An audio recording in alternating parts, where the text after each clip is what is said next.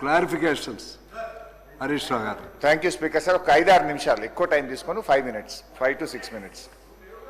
అధ్యక్ష, గౌరవనీయులు బట్టి విక్రమార్క గారు బడ్జెట్లో పోయినసారి రైతులకు 15,000 కోట్ల రూపాయలు పెట్టారు రైతు భరోసా పేరిట.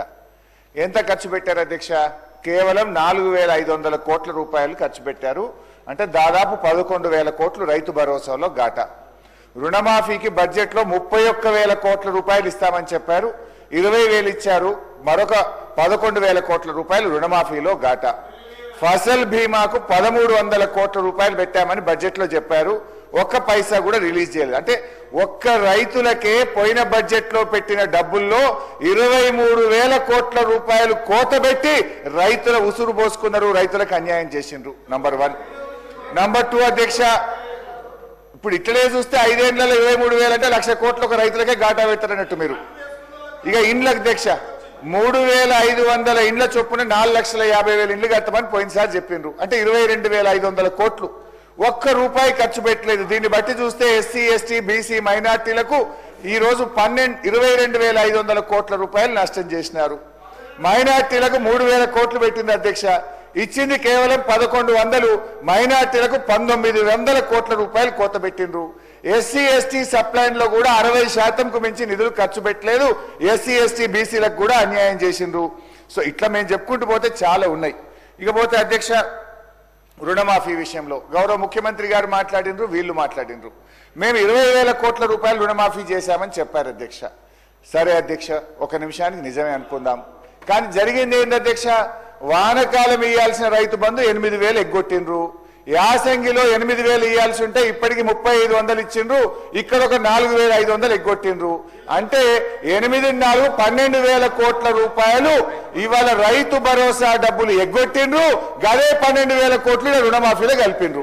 అంటే 20,000లో 12,000 కోట్లు తీస్తే మీరిచ్చిన రుణమాఫీ కేవలం 8,000 కోట్లు మాత్రమే. 8,000 కోట్లు మాత్రమే. చెప్పింది 31,000, చేసింది 8,000 కోట్ల అధ్యక్ష. ఇకపోతే ఒక్క విషయంలో నేను గౌరవనీయులు బట్టి విక్రమార్కకి నా హృదయపూర్వక కృతజ్ఞతలు కూడా చెప్పాలనుకుంటున్నా. మరి అది పొరపాటున చెప్పిండ్రో గ్రహపాటున చెప్పిండ్రో కానీ ఈరోజు ఇప్పుడు తన స్పీచ్లో 7:44 మొత్తం 16 నెలల కాంగ్రెస్ ప్రభుత్వ హయాంలో ఇంట్రెస్ట్ అండ్ రీపేమెంట్స్ మొత్తం అప్పులు కట్టడానికి 88,564 కోట్ల రూపాయలు ఈ 16 నెలల్లో ఖర్చు పెట్టామని చెప్పారు ఎట్ 7:44 PM.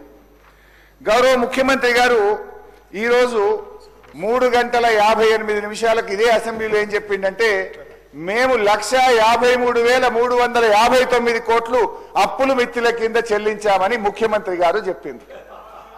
అంటే 4 గంటల్లోనే ఎంత మారిపోయిందో చూడండి అధ్యక్ష. అయితే ఇక్కడ బట్టి గారు చెప్పింది నిజం, ఎందుకంటే వారు ఫైనాన్స్ మినిస్టర్గా చెప్పిండ్రు. ముఖ్యమంత్రి గారు కొంచెం ఏదైనా బురిడి కొట్టించి మేము 1,58,000 కోట్ల అప్పు తెచ్చినాం, ఇలా 1,53,000 అప్పులకే కట్టినామని కార్పొరేషన్లో లేని అప్పులు. ఇలా అప్పు అంటే అధ్యక్ష రాష్ట్ర ప్రభుత్వ ఖజానా నుంచి కన్సాలిడేటెడ్ ఫండ్ నుంచి ఏదైతే మనం కడతామో అది మాత్రమే రాష్ట్ర ప్రభుత్వ అప్పు. ఇవాళ నేను చెప్తున్నది కాదు అధ్యక్ష, ఇది కాగ్ రిపోర్ట్. ఇది ఇవాళ మీరు అసెంబ్లీలో పెట్టిన కాగ్ రిపోర్ట్ పేజ్ నంబర్ 12లో కాగ్ రిపోర్ట్ లో చాలా స్పష్టంగా ఏం చెప్పిందంటే, ప్రభుత్వం తీసుకున్న FRBM అప్పులు ప్రభుత్వము గ్యారంటీ ఇచ్చి ప్రభుత్వమే చెల్లించే అప్పులను కూడా ఇందులో కలిపి చెప్పారు. FRBM లో sir let me complete sir అధ్యక్ష, ఒకటే విషయం అధ్యక్ష. హరీష్ గారు మాట్లాడుతూ FRBMలో అంటే ఆ నిబంధన కింద తీసుకునే మాత్రమే రాష్ట్ర ప్రభుత్వ అప్పులు, మిగతా కావు అంటున్నారు. అయితే అంటే ఇది అంటే గతంలో చెప్పిండ్రు, మీరు చెప్పిండ్రు, కేటారు, మళ్ళీ ఇప్పుడు చెప్తారు. అంటే మీరు ఇరిగేషన్ ప్రాజెక్టుకు తీసుకున్నటువంటి అప్పు, అట్లాగే మిషన్ భగీరథ తీసుకున్న అప్పు, ఆ అప్పు ఎవరు కడతారు అధ్యక్ష? అంటే రైతుల నుంచి వసూలు చేసి కడతారా? మంచినీళ్ళు తాగినటువంటి ప్రజల నుంచి వసూలు కడతారా? అది అప్పు కాదా? అంటే వాస్తవాలు మాట్లాడాలా, నిజాయితీగా మాట్లాడాలా? ఇవన్నీ కూడా అప్పులే కదా. ఈ పక్కకు పెట్టి కార్పొరేషన్ ద్వారా తీసుకునేవన్నీ కూడా మా అప్పులు కాదు, గవర్నమెంట్ అప్పులు కాదు అంటే ఎవరు కడతారు మరి? మీరే చెప్పండి. I finish in 2 minutes. Sir thank you Bhatti గారు. మొత్తానికైతే ముఖ్యమంత్రి గారు చెప్పింది తప్పు. 88,564 కోట్లు మాత్రమే రాష్ట్ర ప్రభుత్వ ఖజానా. Sir let me finish in 2 minutes అని స్పష్టంగా చెప్పింది అధ్యక్ష. అయితే మా గౌరవనీయులు జూపల్లి గారు కూడా లేచి ఒక డౌట్ అడిగింది. మిషన్ భగీరథ అప్పులు, కాళేశ్వరం కార్పొరేషన్ అప్పులు, మొత్తం అన్ని రకాల కార్పొరేషన్ అప్పులు కలిపి నేను మాట్లాడుతున్నా. ఏవైతే రాష్ట్ర ప్రభుత్వమే చెల్లిస్తుందో, రాష్ట్ర ప్రభుత్వ ఖజానా నుంచి చెల్లిస్తున్నామో అవన్నీ కాగ్ రిపోర్ట్ ప్రకారం 1. 2 భట్టి గారు పెట్టిన మొన్న బడ్జెట్ లో పెట్టినప్పుడు తన బుక్ లో ఫామ్ D5 ప్రకారంగా కూడా చెప్తున్నా నేను.